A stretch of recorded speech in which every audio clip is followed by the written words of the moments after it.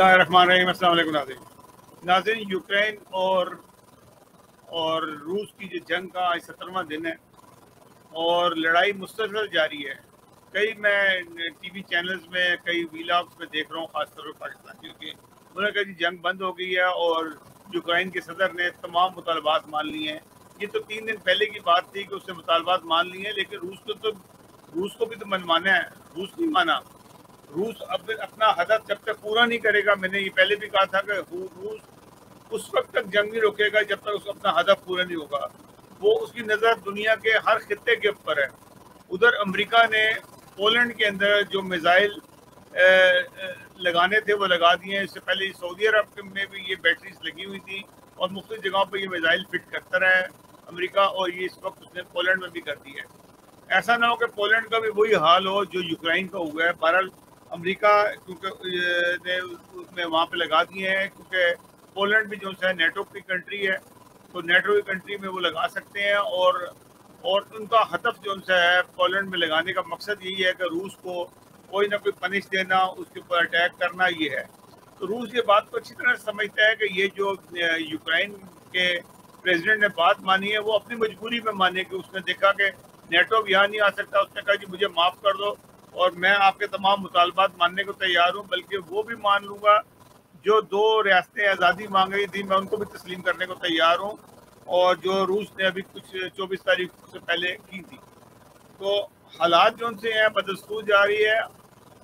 रूस ने सिर्फ इतना किया है कि वो जो वहाँ लोग फंसे हुए थे, यूक्रेनी हो या गैर मुल्की हो, उनके लिए राहदारी खोल दी है कि ना आप आराम से वहाँ से निकल जाएं।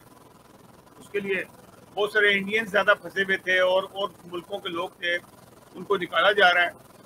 और इस तरह से वो लोग जो से हैं अब बाहर निकल रहे हैं। और इसका मतलब ये है कि उनको बाहर निकालने का मतलब ये है, अंदर नहीं ला रहे, बाहर निकालने का मतलब ये है कि इसके बाद मज़ीद जंग होनी है, ताकि वो लोग रह जाएँ जो मसल्ला हैं, जिनसे जंग हो सके और जिनसे आप मुकाबला कर सकें। रूस का मकसद ये है कि हाँ ठीक है, आप सिविलियन निकाल लें और फिर उसके बाद हम आपसे बात करते हैं। तो अभी सिविलियन तो निकल जाएंगे, लेकिन मुसल्ला कैसे डिसआर्म होंगे? उनको चाहिए कि अपने आर्म भी रखें और बाकायदा हथियार डालें। जब तक हथियार नहीं डालेंगे रूस के आगे ये लोग, रूस ने अपनी जंग नहीं रोकनी है और लड़ाई जारी रहेगी, क्योंकि रूस के ऊपर छुप के गोरीला वार जारी है। तक तो उस गोरीला वार का नुकसान ये होता है, कहीं से एक गोली चलती है तो वहाँ पे तोप का गोला जाता है या टैंक का गोला जाता है, और जो उससे पूरा वो घर तबाह हो जाता है या बिल्डिंग तबाह हो जाती है, ये नुकसान होता है।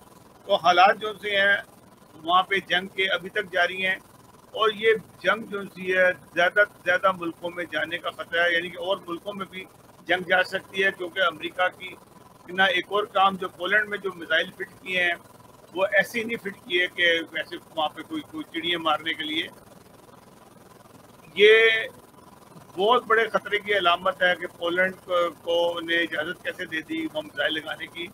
तो इसका मतलब है कि अगर वहाँ से कोई मिसाइल चला तो एक तो मिसाइल नाकाम हो जाएगा, क्योंकि जो एंटी मिसाइल जो से हैं वो रशिया के पास उनसे ज़्यादा बेहतर है, और रशिया जो उनसे है उनको स्पेयर नहीं करेगा। ये बिल्कुल इनके दिमाग से ख्याल निकाल दें कि रशिया को पता नहीं है। रशिया की तमाम ममालिक के ऊपर उस तरह सी नज़र है जैसे कि पहले थी, जैसे होती है, जैसे पाकिस्तान की इंडिया पे होती है, इंडिया की पाकिस्तान पे होती है। और रशिया के पास टेक्नोलॉजी जो सी है डेफिनेटली हमारे मुल्कों से बहुत ज़्यादा बेहतर है अमेरिका के मुकाबले की। अमेरिका भी जानता है क्या कुछ हो रहा है और रशिया भी जानता है। तो अब ये सूरत हाल है कि हम कह रहे थे कि जंग बंद हो रही है, जंग कोई बंद नहीं हो रही, भी हो रही है, और जंग मजीद बढ़ेगी। जंग उस वक्त बंद हो सकती है कि वो जो यूक्रेन के सदर है यूनेस्की जो है वो क्या कि जी मैं आज डिसआर्म हो रहा हूँ, और ऐलान करे कि जी मैं हथियार डाल रहा हूँ और मैंने जो किया गलत किया, नेटो भी नहीं आएगा, मैंने दोनों कंट्रीज को, दो रियासतों को ही मान लिया और अपनी गलती तस्लीम कर लेगा, तो रूस को छोड़ देगा। और रूस कब्जा जिसे कहते हैं ना यूक्रेन पे, कंट्रोल पहले खुद करेगा, कंट्रोल करने के बाद ये तमाम चीज़ें बातें होंगी। और ये सदर रहता है कि नहीं रहता है, ये बात की बात है। सदर तो कभी भी कबूल नहीं करेगा। इतने लोग मारे गए, हज़ारों की तादाद में लोग मारे गए, पूरा यूक्रेन तबाह हो गया, اس بندے کی وجہ سے، اس کی ہٹ درمی کی وجہ سے اس نے 100 جوتے بھی کھا لیے اور 100 پیازے بھی کھا لیے. اور اب اس کو رکھ کے تو وہ تو بیوقوفی ہے. رشیا ڈیفینیٹلی ایک اپنی حکومت بنائے گا جو اس کے مطابق چلے گی، تاکہ رشیا اور یوکرائن میں امن رہے اور رشیا کو کوئی خطرہ نہ ہو اس طرف سے. تو وہ اس چیز کو پہلے دیکھے گا.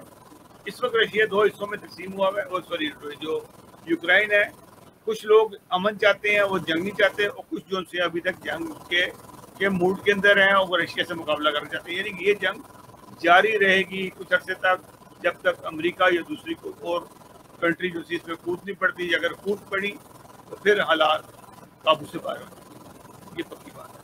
ناظرین دیکھتے ہیں آگے کیا ہوتا ہے، کل کیا ہوتا ہے، اور کچھ بھی لمحے میں کوئی ایسی خبر آئی تو انشاءاللہ تعالیٰ آپ سے دوبارہ اگلے پروگرام تک لی اجازت دیجیے گا. اللہ حافظ.